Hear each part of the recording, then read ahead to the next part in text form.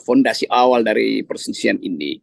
Kan waktu Anies mengucapkan perubahan, itu SBY menyambut itu sebagai sikap etis. Jadi sebetulnya memang diperlukan pemimpin yang harus secara frontal menjadi antitesis dari Pak Jokowi.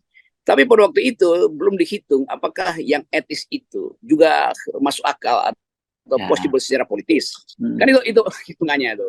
Setelah dihitung secara politis, yang etis itu bisa dibatalkan oleh jumlah suara yang kurang.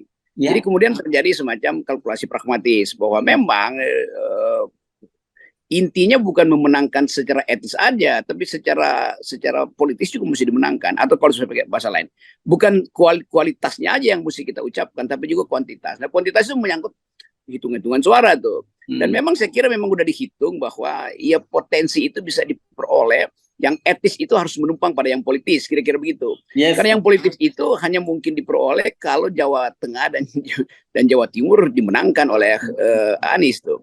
Walaupun saya pada awalnya merasa ya udah nggak perlu aja pertimbangan itu. Bahkan saya dorong kan bahwa kalau Anies dihalangi, bikin aja people power, lalu semua orang marah. Padahal sebetulnya yang etis itu memang harus lewat people power.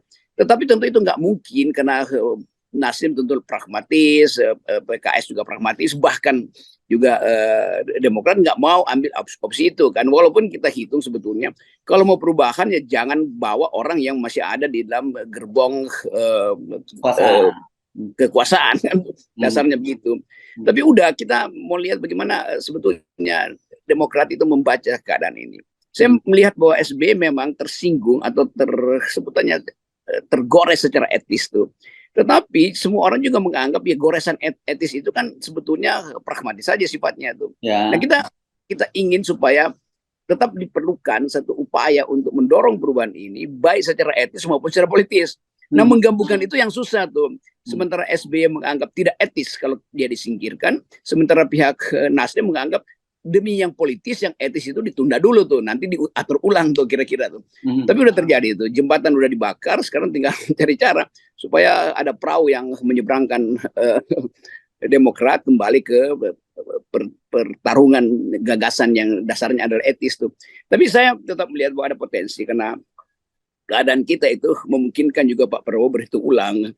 Begitu NU hilang di dalam genggaman Prabowo, Prabowo pasti bikin kalkulasi lagi itu. Demikian juga apa namanya nih, PDIP yang merasa bahwa itu berarti Anies akan mengambil bagian yang signifikan di Jawa Timur. Pengamat politik Rocky Gerung menyoroti keputusan Caimin yang membelot ke Anies Baswedan dalam Pilpres 2024. Menurut Rocky Gerung, keputusan tersebut akan membuat Capres Prabowo Subianto khawatir akan kehilangan suara di Jawa Timur. Oleh karena itu, ia melihat adanya peluang besar bagi AHY untuk menjadi cawapres mendampingi Prabowo Subianto dalam Pilpres 2024. Menurut Rocky Gerung, hal itu merupakan upaya Prabowo untuk mengembalikan suara di Jawa Timur.